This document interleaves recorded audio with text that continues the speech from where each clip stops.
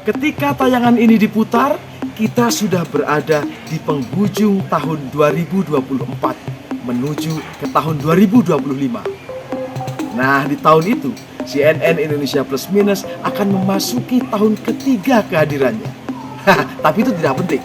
Yang paling penting adalah apa pelajaran hidup yang sudah kita dapatkan di tahun 2024 dan akan kita kembangkan sebagai modal di tahun 2025. Di CNN Indonesia Plus Minus kali ini, kita akan menyajikan catatan-catatan penting di sepanjang tahun 2024. Tentu saja versi CNN Indonesia Plus Minus. Pertama, soal pengelolaan tambang oleh organisasi keagamaan. Hal ini tertuang dalam Peraturan Pemerintah Nomor 25 Tahun 2024. Belum jelas betul apakah organisasi keagamaan sudah mendapatkan keuntungan dari pengelolaan tambang itu. Jika belum, sepertinya tahun 2025 proses itu akan segera dimulai. Nah, sekarang kita kasih kepada organisasi kemasyarakatan keagamaan yang kemudian nanti harapan kita hasilnya itu mengurangi beban dan sekaligus untuk menjalankan program-program keumatan. PBNU telah membentuk koperasi yang nanti anggotanya adalah warga, ya. Dan kemudian koperasi ini bersama-sama dengan perkumpulan NU, ya, join antara koperasi dengan perkumpulan NU sebagai perkumpulan nih, badan hukum perkumpulan, membuat join untuk mendirikan perusahaan. NU punya pesantren-pesantren yang jumlahnya sampai sekitar 30 ribuan pesantren, madrasah, ya, dan lain sebagainya. Yang untuk mengelola itu semua dibutuhkan sumber daya. Dan sekarang realitasnya kita sudah ketahui bahwa sumber daya komunitas yang diambil dari komunitas itu sendiri itu tidak lagi mencukupi, ya, sehingga perlu ada intervensi dalam soal ini. Nah, kami memang seperti saya sampaikan tadi sudah membuat ikhtiar-ikhtiar, tapi membuat perusahaan baru yang dijamin ini sungguh-sungguh nanti revenue-nya masuk ke organisasi, bukan kepada individu-individu gitu ya. Sehingga misalnya kalau saya nanti selesai masa bakti saya ini tidak bisa saya bawa pulang perusahaannya itu, jadi tetap jadi miliknya NU. Ini kita sudah desain sedemikian rupa. Nah, ini kan juga harus perlu waktu sampai ini betul-betul menghasilkan revenue yang signifikan. Nah, maka ketika pemerintah memberi peluang ini, membuat kebijakan reformasi ini, kami melihat sebagai peluang dan segera kami tangkap. Butuh gimana lagi gitu. Sehingga kami tangkap, sehingga kami memang sudah mengajukan, begitu pemerintah mengeluarkan revisi PP nomor 96 tahun 2021 yang memungkinkan untuk ormas keagamaan mendapatkan konsesi tambang, kami juga kemudian mengajukan permohonan. Pimpinan Pusat Muhammadiyah telah melakukan pengkajian dan menerima masukan yang komprehensif dari para ahli pertambangan, ahli hukum, majelis lembaga di lingkungan pimpinan Pusat Muhammadiyah,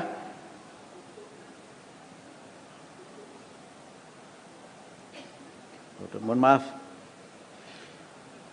bukan yang ini ya, pengelola tambang dan ahli lingkungan hidup, perguruan tinggi dan pihak-pihak terkait lainnya.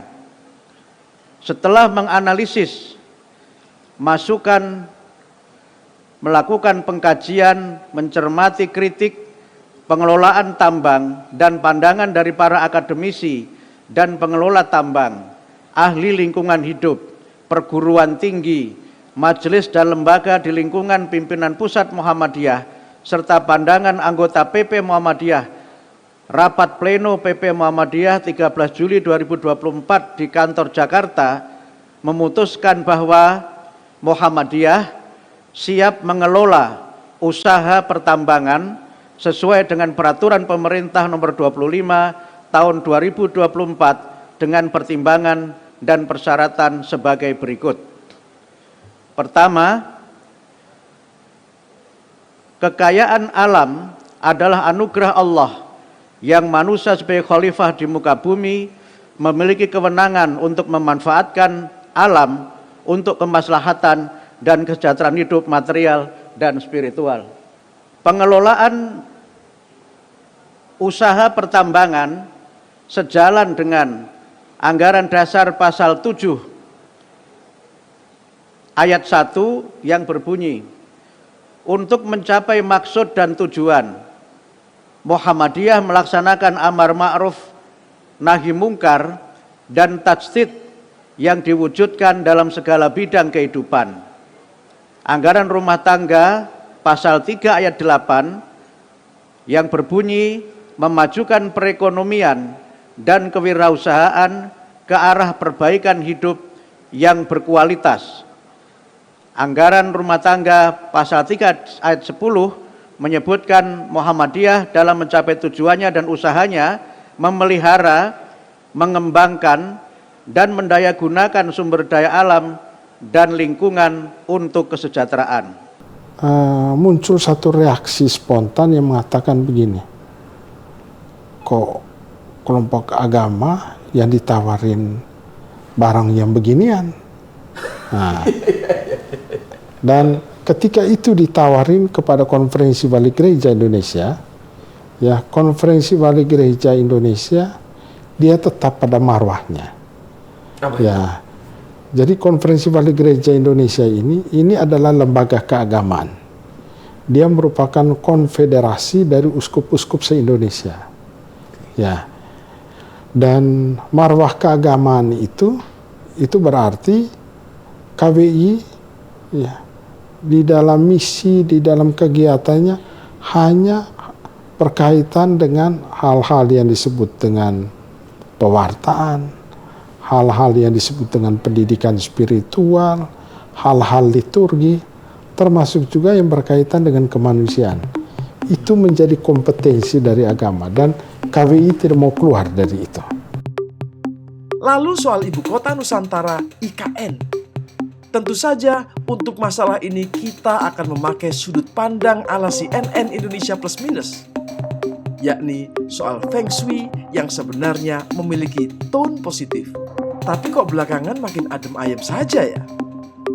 Kenapa faktor di tengah kok lebih bagus dari kacamata Feng Shui? Ya karena tengah itu adalah sentralnya sebuah akses. Jadi kalau kita membuat sebuah rumah, sebuah ruangan, tengah itu nggak boleh dipadati. Kalau tengahnya dipadati, kita mau akses kemana-mana jadi terhalang. Kita mesti muter-muter. Tengahnya mesti kosong, cenderung kosong. Jadi kalau prinsip Feng Shui itu begitu. Tengah harus kosong, dia baru bisa mengolah energi dengan baik. Karena dia membutuhkan ruang untuk mengolah energi. Ini bukan sudah benar Master, karena tengahnya kan banyak yang kosong di sini. Tapi kalau di sini kan berarti di daratan. Oh oke. Dia mau ke laut lah susah. Kalau sudah ada ke laut, nah dia gampang aksesnya. Berarti secara geografis dengan adanya ini dekat air, ada penyempitan, ada lagi ya yang membuat ini menjadi. Jadi ini daerah sini adalah daerah terutama yang dari sini dangkal, daerah dangkalan. Ini kan laut dalam sudah. Ya. Di sini ke sana ini sudah dalam. Udah dalam. Udah keluar ke situ sudah samudra apa itu? Iya. Nah, jadi sana ya. Ya, kalau Jakarta itu dia diundang oleh penyempitan ini ke sini, ini juga adalah samudra sudah. Laut Selatan. Oke. Nah, ini Laut Selatan, ini samudra apa Pasifik kayaknya. Artinya dia kalau sebuah tempat yang luas, kita bayangkan sebuah tempat yang luas, dia akan ada aliran udara yang deras terjadi di tempat itu. Betul. Oke. Aliran itu kemudian akan mengalir ke semua tempat, disebar ke semua tempat. Betul. Jadi penyebaran itu Jika melalui sebuah penyempitan, maka dia akan membentuk sebuah kekuatan tertentu. Jika dia tersebar ke daerah yang luas, Lebih luas. Dia nggak ada kekuatan. Powernya nggak ada, Powernya kayak nggak selang ada. tadi ya, kayak Iya, selang air tadi. Iya. Loyo-loyo Iya, aja iya. gitu. Iya. Jadi sebenarnya begini, jika rumah kita sudah tua, Rumah sudah tua. kita perlu ada renovasi, perlu ada Iya. kadang-kadang kalau rumahnya besar, kemudian sudah berantakan sekali, ya, lebih bagus kita rubuhin saja, bangun yang baru, atau cari tempat yang baru. Iya. Kalau kita sulit merubuhkan, ya satu-satu cara adalah cari tempat yang baru. Kita lihat ibu kota kita sekarang ini, Jakarta, ini kelihatannya sudah sulit untuk diurus. Kalau diurus bisa, tetapi memakan biaya yang luar biasa. Jika mau bikin dengan sangat baik, maka alangkah baiknya kalau dipindahkan ke sebuah tempat yang ditata dari awal. Dengan biaya yang sama, dia akan menata dengan lebih baik. Dengan Biaya yang sekarang yang sudah dipakai di IKN, jika kita bawa ke Jakarta untuk Membangun lagi, menata lagi, tak ada apa-apanya, ya toh? berarti ini semacam merobohkan atau kemudian membangun bangun baru yang dari baru. awal. Nah, jadi kalau kita sudah di tempat yang lama, suatu tempat yang lama kita tinggal di situ lama, kita akan merasa bosan. Jadi kita perlu mengganti suasana. Mas Budi katanya nggak mau. Bener nggak? Kalau bisa milih enggak ya enggak gitu. Kalau bisa ada pilihan pindah dan enggak nih mending enggak pindah gitu. Kalau di kementerian tempat Mas Budi bekerja ini, yang enggak dan yang mau berapa banyak? Kalau saya ya riset kecil-kecilan ya di tempat saya kerja, di teman-teman dekat saya gitu, satu bagian lah ya. Kebanyakan sih nggak mau. Kebanyakan sih nggak nggak mau. mau, iya. Alasannya kenapa? Mungkin berbagai hal lah ya. Ada alasan keluarga, ada alasan fasilitas, atau mungkin udah nyaman dengan Jakarta gitu. Dipaksa harus pindah ke daerah baru kan pasti banyak adaptasinya gitu. Jadi ngapain harus pindah gitu. Mas, ini kan seolah-olah apa ya? Melawan Pak Bos ini sebagai ASN kan bosnya kan jelas Pak Jokowi ya. Sementara Pak Jokowi dan atau pemerintah itu punya program untuk membuat IKN mulai berdetak gitu. Sementara ASN-nya nggak mau. Mas Budi gimana? Sebenarnya kita nggak sampai ke kondisi melawan sih ya gitu. Kita pasti pada akhirnya kalau emang nggak ada pilihan lain gitu, nggak ada pilihan untuk pindah ke daerah mungkin, atau emang nggak ada pilihan untuk berkantor di Jakarta aja gitu, pasti kita bakal tetap ikut juga gitu. Apalagi dengan banyak plusnya juga sebenarnya gitu. Entah plus dari mungkin ada tunjangan yang dinaikkan gitu, atau fasilitas yang didapatkan gitu, dan lain sebagainya gitu. Pada akhirnya kalau memang nggak ada pilihan lain, kita bakal tetap pindah juga gitu. Kalau tidak ada pilihan lain akan pindah juga. Iya.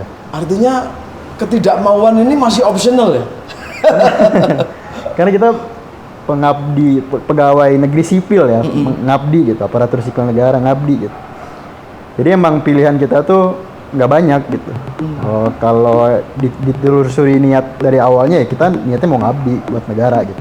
Bahasa kerennya ya, bahasa benernya kita mau ngabdi buat negara. Jadi apapun nanti kondisinya, dimutasi kemanapun gitu, ya siap tidak siap, mau tidak mau tetap harus dilaksanakan juga. Selanjutnya soal megatrust. Setiap kata ini muncul selalu memantik kekhawatiran. Tapi semakin menuju ke tahun baru 2025, kekhawatiran mengenai megatrust semakin mengecil. Secepat itu kita mudah melupakan ya. Kalau menurut saya mungkin kita bisa mengambil contoh dari negara lain, Jepang misalnya. Mereka itu kurikulum mitigasi bencana termasuk gempa bumi, tsunami itu sudah mulai diterapkan sejak tingkatan PAUD ya, SD, SMP sampai SMA. Kebetulan saya pernah ikut kursus di sana di Tsukuba. Itu setiap bulan itu paling tidak mereka mengadakan simulasi. Dan di sana ya, di sana itu di setiap ruangan mahasiswa, ruangan kampus, sekolah, selalu ada dua benda. Apa itu? Senter dan helm. Itu sudah menjadi pola hidup. Artinya diperkenalkan lebih dini. Ini mungkin menteri yang selanjutnya perlu berpikir, Pak, bahwa ini menjadi masa di kurikulum gitulah. Iya, saya kira udah saatnya lah. Apalagi beberapa wilayah kita kan memang rentan ya, rawan, bukan hanya akibat gempa bumi namun juga akibat potensi tsunami. Nah ini saya kira perlu. Sebab gini, pengalaman dari kami melihat ya suatu kejadian gempa bumi atau tsunami, itu kalau udah kejadian itu panik. Pasti panik. Ya siapa yang nggak panik, Pak? Dan lagi mungkin perlu diingat, kalau orang udah panik biasanya dia tidak bisa berpikiran secara jernih. Jadi sebenarnya gempa itu tidak membunuh karena dia hanya getaran, seperti ini. Nah, tapi dia bisa memicu yang lain. Misalnya dia bisa merusak bangunan, bisa menyebabkan tanah itu menjadi liquefy. Liquefy itu artinya mencair, likuifaksi menjadi cair. Karena kok bisa mencair tanahnya? Karena istilahnya itu kan ada cairan di dalam tanah itu. Begitu kena mampat tadi keluar cairannya. Nah itu kempes seperti macam-macam gitu. Tadi karena getaran tadi bisa merusak rumah. Yang membunuh ya rumahnya itu akhirnya begitu.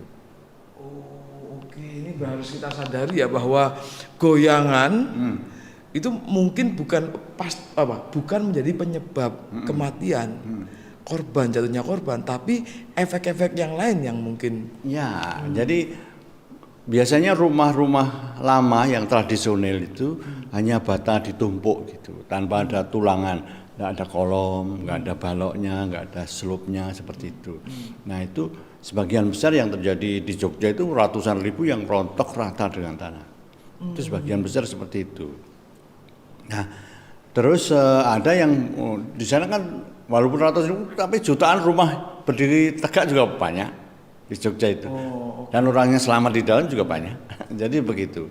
Jadi itu contoh kalau yang rumah sudah dibangun sesuai aturan misalnya gitu, nah, maka dia juga akan menyelamatkan orang yang ada di dalam.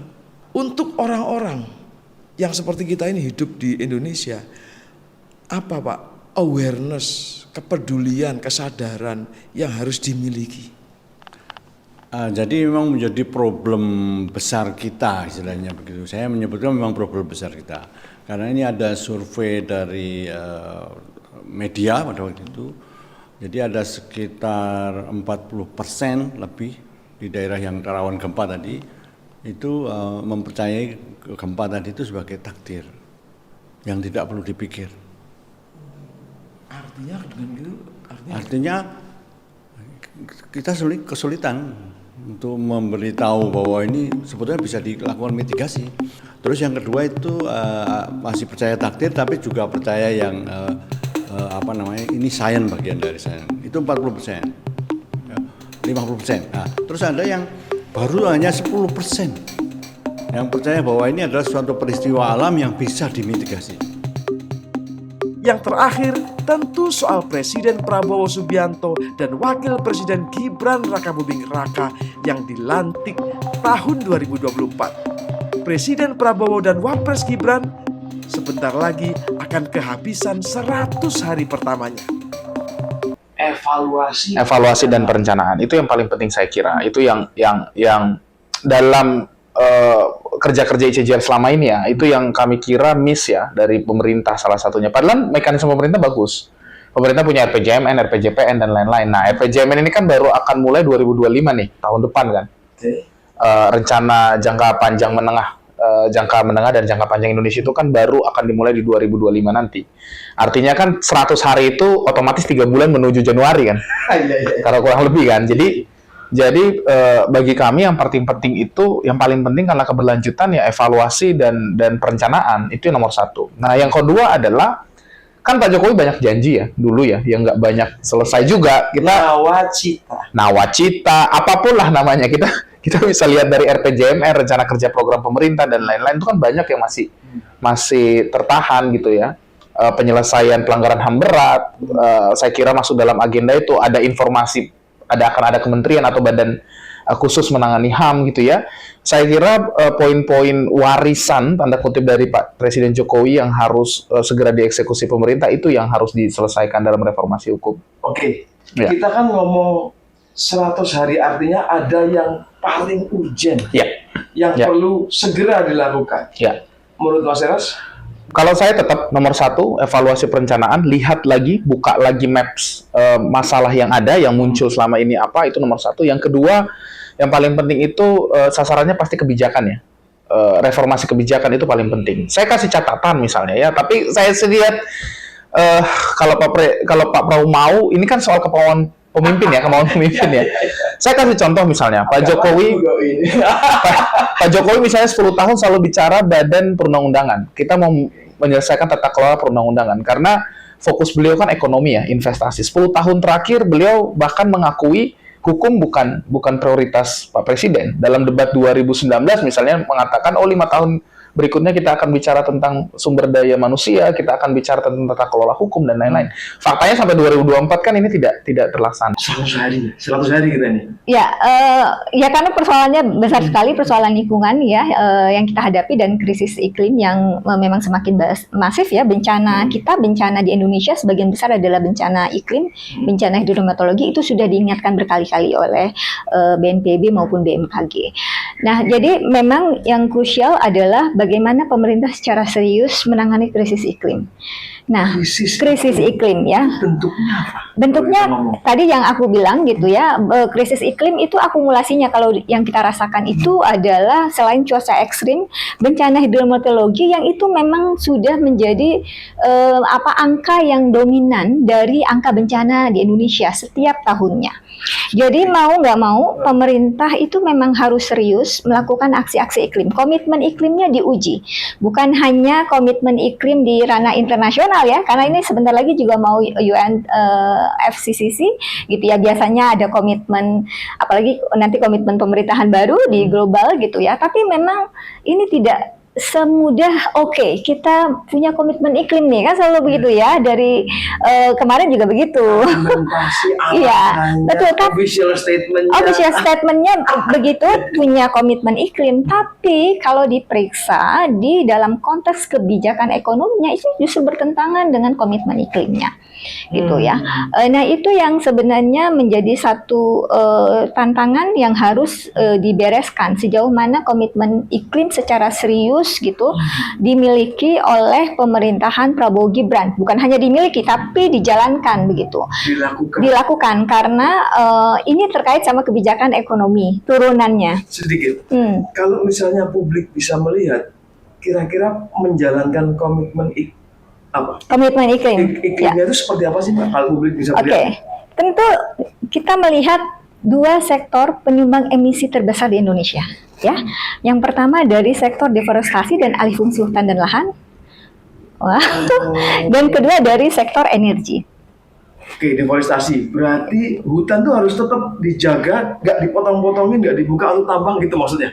Bukan hanya untuk tambang, tapi juga untuk perkebunan kelapa sawit. Dan sekarang ini dari sejak pemerintahan Jokowi gitu ya, dan kita tahu Prabowo Gibran itu konon akan melanjutkan kebijakan ekonominya Jokowi. Karena sebenarnya kalau kita ngeliat IKN dengan kemerdekaan Walhi yang hanya baru 79 tahun, ternyata Indonesia tuh udah digadaikan 190 tahun, jauh lebih lama dari usia kemerdekaan kita gitu. Kenapa? Karena pengurus negara gitu ya, saat ini bukan hanya mempromosikan, bahkan sudah menyusun perangkat hukum, undang-undang, terus kemudian peraturan pemerintah ya terakhir ya itu ya, yang menyatakan bahwa setiap investor yang mau berinvestasi di IKN itu akan diberikan HGB dan HGU selama 190 tahun. Bisa lebih dari 2 kali itu, lipat ya, lebih dari 2 kali lipat usia kemerdekaan kita. Jadi Indonesia tuh udah digadai lah kira-kira 2 kali lipat lebih lama ketimbang usia kemerdekaan itu sendiri. Gitu. Lihat IKN kan bukan ngelihat Kalimantan Timur gitu ya, bukan hanya pada saat kita ngelihat titik ngelihatnya itu pada saat IKN ya, tapi kan eksklusi atau penyingkiran masyarakat adat dan komunitas lokal itu kan udah berlangsung lama ya. Dulu kita tahu bahwa penetapan kawasan hutan oleh negara itu kan banyak mengeksklusi masyarakat ya. Tahun 70-an ketika kawasan ditetapkan sebagai kawasan hutan negara gitu, masyarakat yang nggak punya legalitas, yang nggak bisa menunjukkan haknya atas tanah itu harus terusir dari wilayah adatnya, dari wilayah kelolahnya gitu. Lalu kemudian setelah diambil atas nama kawasan hutan, kawasan itu kemudian diberikan lagi untuk logging dulu ya. Kita tahu betul tahun 70-an itu potong-potong kayu jual, lalu kemudian di X logging itu ditetapkan izin untuk hutan tanaman industri, untuk sawit, terus kemudian beralih lagi sekarang ke tambang, lalu kemudian IKN. Jadi panjang sekali sebenarnya pengeksklusian masyarakat adat dan komunitas lokal dari wilayahnya. Dan itu sebenarnya bukan hanya terjadi di Kalimantan Timur tentunya, pasti terjadi di hampir semua wilayah di Indonesia gitu. Model pengelolaan sumber daya alam kita. Membungkus banyak kekeliruan, kesalahan dalam pembangunan, tapi satu dengan cara melakukan membangun legitimasi. Jadi dia bikin undang-undangnya untuk melegalkan kesalahan. Contohnya? Contohnya tadi untuk demi memfasilitasi investor dia kasih sampai 200 tahun, 110 tahun ya. Itu kan salah, Mas. Warga-warga IKN tuh, Mas, sekarang ketakutan. Karena apa? Karena kalau hujan banjir, kalau kemudian kemarau nggak ada air, demi pembangunan, masyarakat yang kemudian sudah tinggal ratusan tahun harus tergusur dari wilayahnya demi ibu kota negara. Oke, sebentar. Itu yang pertama adalah hukum, legitimasi. Yang kedua namanya adalah kontrol. Lembaga-lembaga hukum itu dikontrol untuk tidak punya kemampuan untuk independen. KPK diubah undang-undangnya. Banyak sekali. Jadi KPK sekarang kita tutup aja nih acara nih. KPK sekarang, Mas, di bawah namanya pemerintah. Dulu kan independen, sekarang enggak. KPK di bawah presiden. Karena dia sifatnya eksekutif. Jadi banyak banget lembaga hukum yang dikerdilkan untuk kepentingan kekuasaan, kira-kira gitu. Itu sama sekali nggak ada positifnya. Nah, yang ketiga caranya. Ini jurusnya ada lagi adalah nih. kooptasi, Mas. Kooptasi adalah orang-orang yang kritis, orang-orang yang banyak yang kemudian bersuara dijadikan komisaris. Makanya tiba-tiba kok aneh banyak komisaris untuk relawan. Harusnya kan komisaris kan untuk memajukan perusahaan, Mas. Komisaris dibangun untuk membuat good governance and clean government di BUMN. Tapi kok jatuh relawan ya? Mungkin setelah tanggal 20 Oktober beda keadaan. Ya kan ini kan kita dengar sekarang penerusnya sama semangatnya. Tagline-nya Jadi saya yakin berkelanjutan. nggak akan jauh berbeda. Oke.